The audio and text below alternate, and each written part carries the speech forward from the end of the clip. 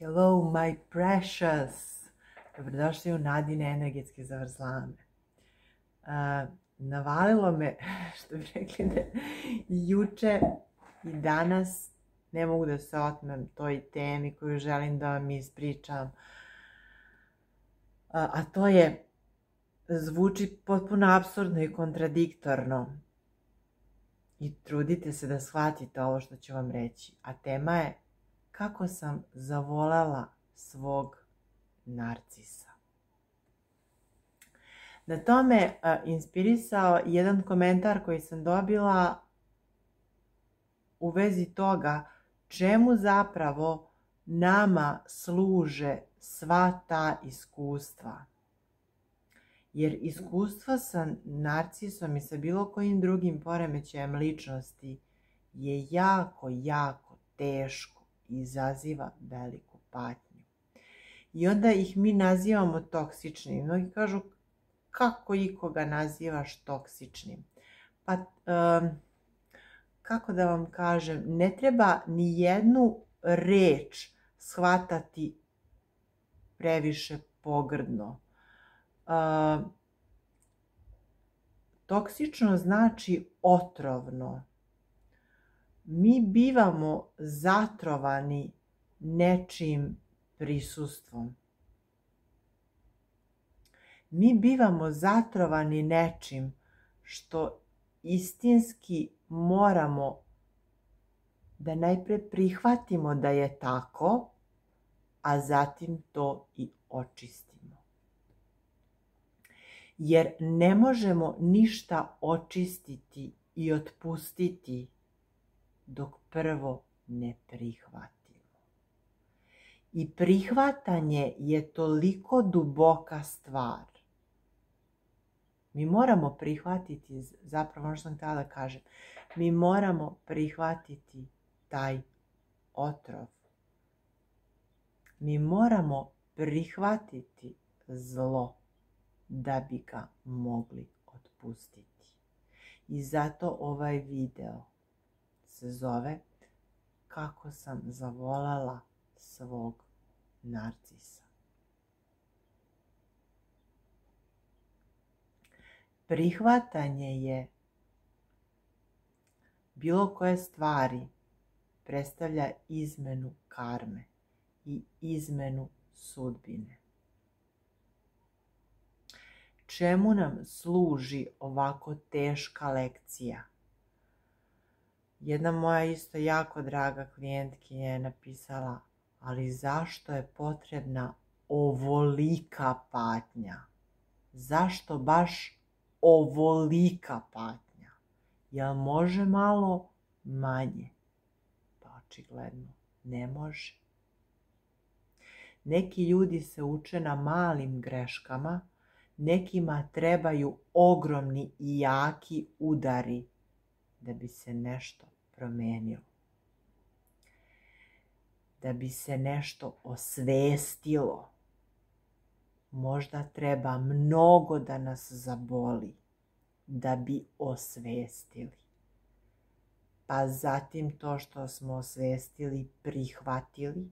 Pa zatim to što smo prihvatili, promenili, transformisali ili otpustili. Prva stvar. Ono što mi dobijamo toksično od narcisa i čime nas narcis zatruje, jesu sve one stvari o kojima sam već pričala. Ali pre svega to je koliko ja vredim. Ja ništa ne vredim. Osjećaj vrednosti mi je 0. Da li ste vi svesni koliko vredite? I da li je vama odnos sa narcisom potreban da bi shvatili koliko ste malo vrednovali sebe? Dakle,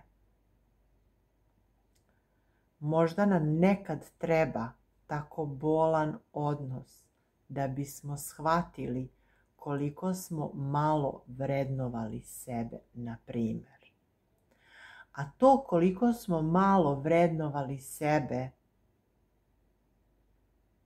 potiče sigurno još duboko iz djetinjstva ili čak iz prethodne inkarnacije ili čak u maminom trbuhu, ukoliko nas ona nije istinski želela, iz bilo kog razloga, to dete osjeća. Rodi se sa osjećajem odbačenosti.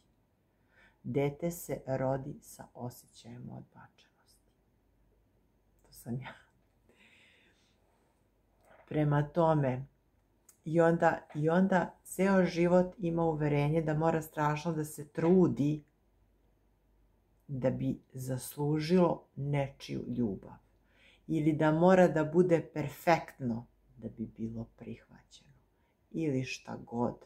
Već to sve znate. Mislim, kogod i malo radi na sebi, zna koja su neka uvrežena uverenja. Meni je to nekako postalo toliko deo mene da više ne mogu da tačno razlučim šta je normalno, kažem, da pričam i da spominjem, a šta je već, kako da kažem, naučeno. Dakle, zašto mora toliko da boli? Pa mora.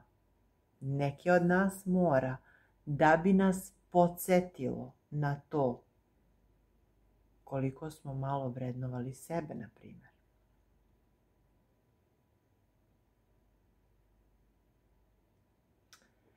Ja sam u jednom trenutku svog rada na sebi rekla ovako, za toksičan odnos. Ovaj odnos mi je najbolji do sada, a bio je toksičan. Možete li da zamislite onda koliko je to, kako da kažem, malo vrednovanje sebe još iz djetinjstva i primarne porodice u odnosu na to kako su nas tretirali drugi. Mi smo stekli uverenje koliko zaslužujemo ljubavi. I da li mi zaslužujemo ljubav samim tim što postojimo i što smo takvi kakvi jesmo? Ili moramo jako da se trudimo da bi dobili nečiju ljubav, jer smo stekli takvo uverenje. Jer je ljubav bila uslovljavana. Ako budeš dobar, dobit ćeš to i to ili bit ćeš voljen. Ali najčešće se dešavalo da i kada to uradimo, mi dobijemo samo neke mrvice ljubavi do nekog sljedećeg zahteva. Zbog toga što takvi roditelji nisu sposobni, rijetko koji, ali takvi roditelji čime neko veliko uslovljavanje nikada nisu sposobni da daju bezuslovnu ljubav zbog toga što oni ne vole prvo sami sebe. Kako narcisoidni roditelj? Narcisoidni roditelj je neko isto sa dubokom traumom.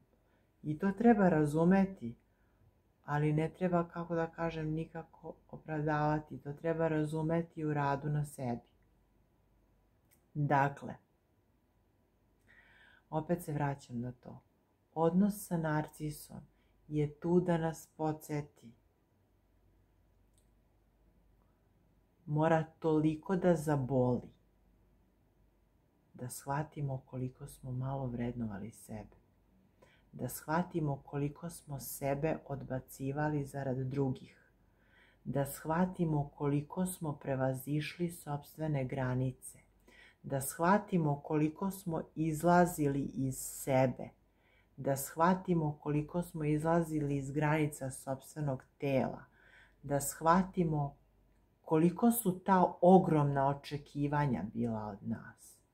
Da shvatimo da smo živjeli sa osjećajem da nismo dovoljno dobri. Da shvatimo da smo poverovali u svaku narcisovu laž koju je izgovorio. U svaku narcisovu manipulaciju. U sve. A pogotovo u to da nismo dovoljno dobri.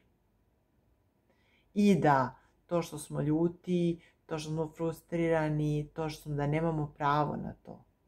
I da moramo stalno da budemo pozitivni, fenomenalni, nasmejani, super. Da nemamo pravo na svoje emocije. Da nemamo pravo da budemo tužni, da nemamo pravo da budemo umorni, konfuzni, zbunjeni. Sve imate pravo na to. Ali odnos sa narcisom vas podsjeća koliko ste bičevali sami sebe. Niko drugi. Prvo vi sami sebe. Prvo vi sami sebe. I zašto kažem kako sam zavolela svog narcisa? Zato ono kad kažu kako zračite, tako i privlačite.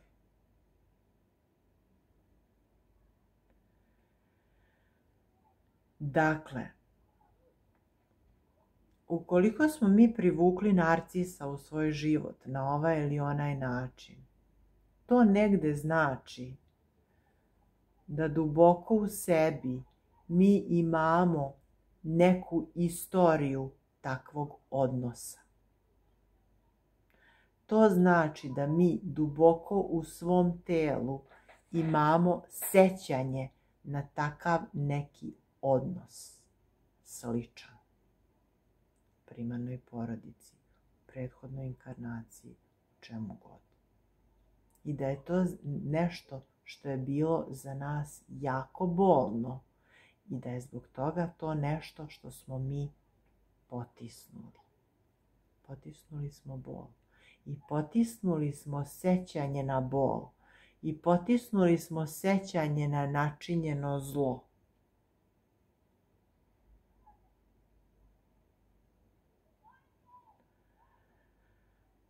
Mi moramo, što znači prihvatiti zlo? Moramo prihvatiti to sećanje. Jer što god ne prihvatimo, ono se manifestuje spolja.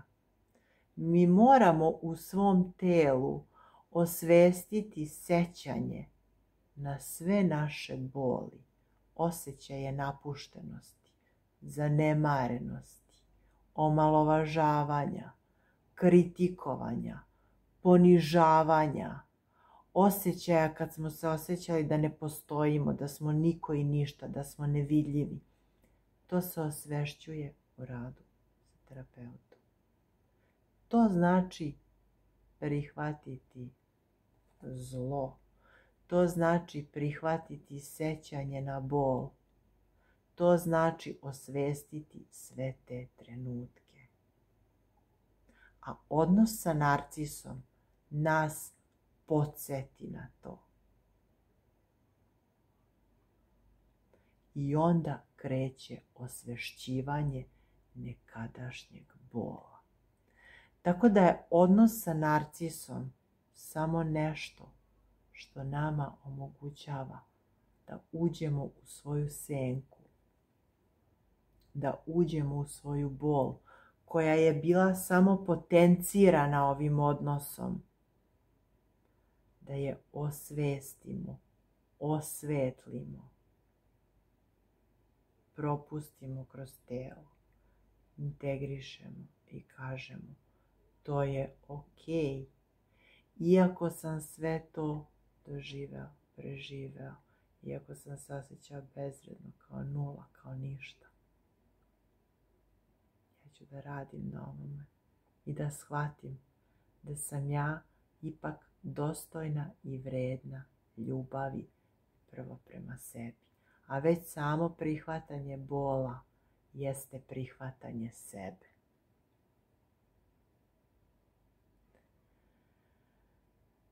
Tako sam ja zavoljela svog narcisa.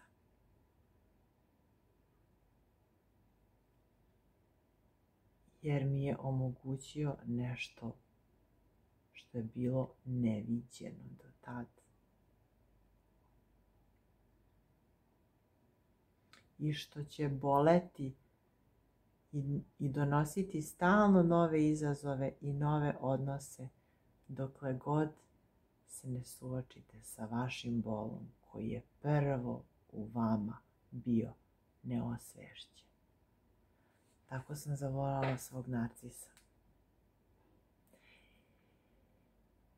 I zato kažem, ne trebamo nikada biti razočarani.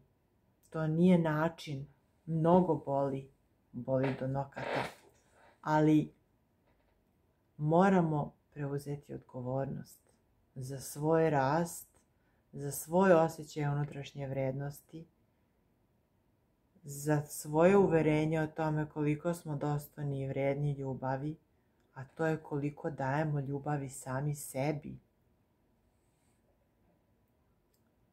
Počeo od toga kako se ponašamo prema sebi. Da ne idem sad više u to dublje.